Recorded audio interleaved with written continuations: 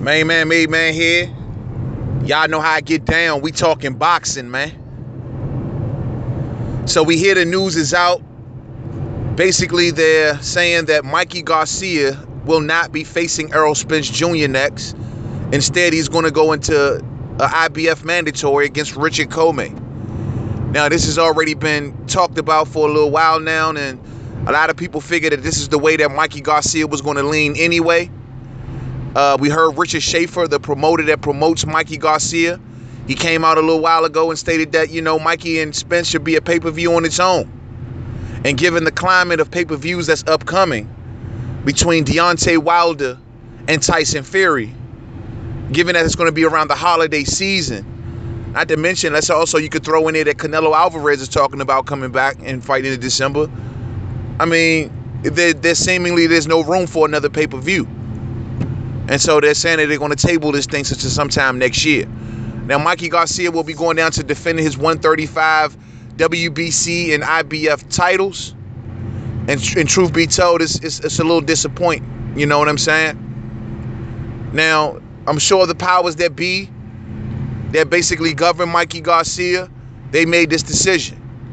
Because if you listen to Mikey Garcia talk, he wants nothing but Errol Spence Jr. Now, I've been looking at this with my eyes, a little slanted, because I'm like, does Mikey Garcia really want to face Errol Spence Jr.? We hear him talking a good game, but we never seen Mikey Garcia, making it, other than talk, we don't know how this goes. I mean, they said that these two parties were negotiating or whatnot at one time, and then, nothing came of it. Then there was even talk at one time that they may even put this fight on the undercard of Wilder versus Fury. But it doesn't look like that's going to happen, which I don't see what's the problem with that, truth be told. And that's just my opinion. We all know that certain entities want to make money, Ringstar, Showtime, and they see this event as a very, very big event. I get all of that. But I think this would have been just as good on the undercard of Wilder Fury. I mean, it would have made that card that much more bigger, especially during a time of year where they're trying to sell a pay-per-view, during the holiday season. This would have enticed even more people to go and buy that pay-per-view, if you ask me. But whatever, man. So the golden question is, where does this leave Errol Spence Jr. once again? Once again, it's looking like Errol Spence Jr., in order for him to stay busy, he's going to have to go and take on a lower tier fight. We know Showtime Sean Porter, the WBC champion at welterweight, ain't ready. He's not going to be trying to come back to sometime next year. Errol Spence Jr. hasn't fought since, a little bit earlier of this year when he fought his last fight. We only got, one round in against the dude Carlos Ocampo. So what's next? There was once upon a time I talk about Ugas. There was once upon a time I talk about Devin Alexander. There was even once upon a time I talk about Omar Figueroa. But we just don't know, man. We just don't know. But the only thing that we do know, it's not going to be Keith One-Time Thurman, because right now he's walking around looking like a blimp. It's not going to be Showtime Sean Porter. And it's not going to be Mr. $10 million Danny Garcia. So, man, this is very unfortunate, man. This is very unfortunate. The way they've moved Spence during his prime years, it's like, wow. You know what I'm saying? This kid is in his prime years right now, ladies and gentlemen, where at a point in time, he's going to need to be moving up soon. And they ain't doing nothing with him at welterweight. So it's shocking. Even by them waiting on Mikey Garcia, where was the plan B? Why was there not a plan B of a decent name waiting in the wings for the world champion known as Errol Spence Jr.? This is disappointing, man. But Mikey Garcia, man, I've always accused him in the past of being a strategic cherry picker. Even though he's going to fight Commey, that's still a fight that I'm not, clamoring for. Some say he want to take a safer fight just to keep the Spence fight alive, but come on, Joe. You got Jorge Linares right there just coming off a knockout win.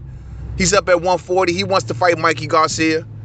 Mikey Garcia's given every political excuse and everything like that, even though Bob Arum says he's welcome in that fight with Vasyl Lomachenko. You know what I mean? Like, it's all these stuff. It's always something, man. You know what I mean? Like with Mikey Garcia, like, he's just too strategic. He didn't want to get in the World Boxing Super Series. He didn't want to get in there with Prograis. He's not even mentioning the dude Ramirez's name. Oh, I guess because he's affiliated with Bob Arum, so that's off limits too, right? I mean, I don't know, man, but he decides for Richard Commey, man, and it's just like disappointing, in my opinion. I still want to see the Jorge Linares fight. Just because Vasyl Lomachenko defeated Jorge Linares does not mean that Mikey Garcia shouldn't have fought him. Mikey Garcia had the opportunity to face Jorge Linares, but he chose not to. You know what I'm saying? So I don't know, man. You know, it just, I did a video on about that a little while back, and it's just disappointing. It's just very disappointing in my opinion. So hopefully they'll get this thing together, you know, and I'm hoping that this thing between him and Errol Spence Jr. is just more than just talk. Clearly the family of Mikey Garcia is not really fully behind this thing. Listening to his father, listening to his brother. It's just, you know, Mikey Garcia went through this whole year almost, if not more for real, mentioning the name Errol Spence Jr. They did not have to wait to this late in the game to make this thing happen if they truly wanted it to happen. So it's just a bunch of crap. You know what I'm saying? I mean, I just hope that they're just not using the dude's name and just trying to big up their profile. It'd be very, you know, it's just every time it comes to Errol Spence Jr., man, roadblock after roadblock after roadblock, man. This is insane. Al Heyman, man, you know, they say he's running boxing right now. But put your foot on the gas when it comes to Errol Spence Jr. Get this kid in his prime years some better fights and better names. This dude gonna be 30 years old before he's getting there with another top 5 fighter. And this is absurd, man. It's just to the point of being just stupid, absurd. It's making no sense. Everyone is making excuses. To the next video, Main Man Made Man. Don't forget to subscribe. Twitter, Made Man 511. Facebook, Main Man Made Man Boxing Forum. Google Plus, Main Man Made Man. Like I say, I'm sure the powers that be have a lot of governance over this thing, and they're keeping Mikey Garcia back, given that they want to make money from pay-per-views. But like I said, man, this thing had a place on the undercard of Wilder Fury, in my opinion. Hopefully, we still get the Tank Abner Martinez fight on the undercard. I don't know how that's gonna go. You know, this Wilder Fury card could have been a really, really big deal, man.